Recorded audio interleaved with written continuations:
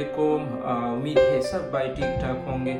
आज आप लोगों के सामने फिर एक न्यू वीडियो के साथ, क्योंकि अक्सर लोग आजकल मुझे मैसेजेस कर रहे हैं क्योंकि उनका वीज़ा इंटरव्यू चल रहा है कि भाई एग्जाम्स पैटर्न यूरोप में स्पेशली इटली में कैसा होता है। तो आज इसी पे बात करते हैं। सबसे पहले जिस तरह हमारी कंट्री में जस्ट रिटन एग्जाम होता है, तो यहाँ पे रिटन एग्जाम सिर्फ नहीं होता, यहाँ के प्रोफेसर के मूड पे डिपेंड करता है। वो आपसे रिटन एग्जाम भी ले सकता है, वो आपसे ओरल एग्जाम भी ले सकता है, वो आपसे दोनों भी ले सकता है। फर्स्ट आपको रिटन एग्जाम देगा, रिटन एग्जाम में आपको एमसीक्यूज भी आपको दे सकता है, 5 या 10 या 15 20 30 प्रोफेसर के मूड पर डिपेंड करता है। वो आपको एमसीक्यूज भी दे सकता है, वो आपसे जस्ट शॉर्ट क्वेश्चन आंसर भी आपसे पूछ सकता है, 2 या 3 क्वेश्चन आंसर भी आपको दे सकता है।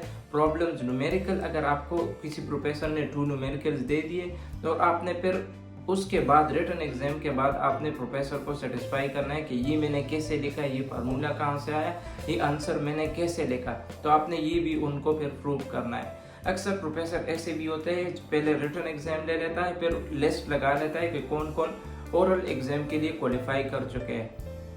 फिर दूसरे या तीसरे दिन फिर ओरल एग्जाम होता है। ओरल एग्जाम में 1-to-1 कन्वर्सेशन होता है प्रोफेसर के साथ। आपने प्रोफेसर को सेटिस्फाई करना है कि हाँ मैंने थोड़ा बहुत कुछ पढ़ा है, तो उसके बाद वो आपको पास कर सकते हैं। अदरवाइज आप दोबारा अटेम्प्ट दोगे, दोबारा ओरल एग्जाम, दोबारा रिटन एग्जाम।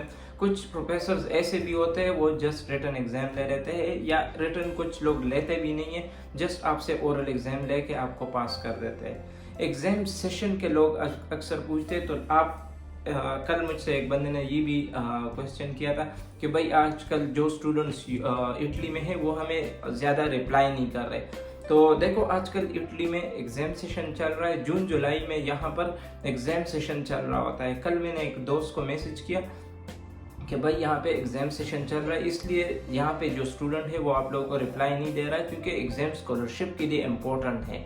अभी स्कॉलरशिप के लिए इम्पोर्टेंट क्यों है, तो मैं बार बार बता रहा हूँ, जिन लोगों ने नीड बेस्ड स्कॉलरशिप के लिए अप्लाई किया है वो अपनी यूनिवर्सिटी का क्राइटेरिया देख ले कि हमने फर्स्ट ईयर में कितने एग्जाम्स पास करने हैं, सेकेंड ईयर में हमने कितने एग्जाम्स पास करने हैं। अदरवाइज आप स्कॉलरशिप के लिए अप्लाई नहीं कर सकते। तो ये बात ज़रूर याद रखना, एग्जाम स्कॉलरशिप के लिए बहुत ज़रूरी है। आपने क्रेडिट्स पूरे करने हैं, उसका कुछ टाइम लिमिट होता है, ये जून जुलाई उसके लास्ट मंथ्स होते हैं। अक्सर लोग पूछते थे कि भाई एग्जाम का कितने अटेम्प्ट होते हैं, तो ये भी प्रोफेसर के मूड पे डिपेंड करता है, लेकिन 2 अटेम्प्ट ज़रूर होते हैं एक सेशन में। तो अक्सर 3 भी दे देते हैं, लेकिन 2 अटेम्प्ट ज़रूर होते हैं। अगर एक में आपने मार्क्स कम लिए या एक में आप फेल हो गए, तो दूसरे के लिए भी आप अप्लाई कर सकते हो। एग्जाम के लिए आप लोगों ने ऑनलाइन एप्लीकेशन भरना है, मतलब जो आपकी गोम आईडी है, जो आपकी यूनिवर्सिटी आईडी है, वहाँ पर आप लोगों ने एग्जाम सेशन में जाना है। वहाँ पे एग्जाम्स गिवन होंगे कि प्ला दिन पे, प्ला टाइम पे और प्ला रूम में, मतलब एग्जाम रूम भी गिवन होता है कि वहाँ पर आपका एग्जाम होगा, रिटन होगा, ओरल होगा, या रिटन ओरल दोनों होंगे। ये प्रोफेसर के मूड पर डिपेंड करता है, और वहाँ पर लिखा हुआ भी होता है। तो एग्जाम स्कॉलरशिप के लिए भी इम्पोर्टेंट है, और एग्जाम यहाँ पे रिटन ओरल का भी मैंने बता दिया। एग्ज़ाम के लिए बुकिंग भी पहले से करना है। अगर कोई बंदे ने बुकिंग नहीं की और वो बुकिंग से रह गया, तो वो उसको एग्ज़ाम में बैठने नहीं देते कि आपने एग्ज़ाम के लिए बुकिंग नहीं किया है, 2-3 दिन या 5 दिन या 10 दिन पहले आप लोगों ने एग्ज़ाम के लिए बुकिंग ज़रूर करना है। लास्ट डे पे भी बुकिंग हो जाती है, लेकिन अक्सर प्रोफेसर 2 या 3 दिन पहले बुकिंग सेशन ऑफ कर देता है। बेस्ट ऑफ लक जिसका भी अभी आजकल एग्जाम चल रहा है, या जिसका अभी वीज़ा इंटरव्यू चल रहा है, जिसने वीज़ा इंटरव्यू के लास्ट स्टेप पे है, जिन्होंने वीज़ा इंटरव्यू दे दिया है, आई होप कि उनको वीज़ा इंशाल्लाह आसानी से लग जाएगा।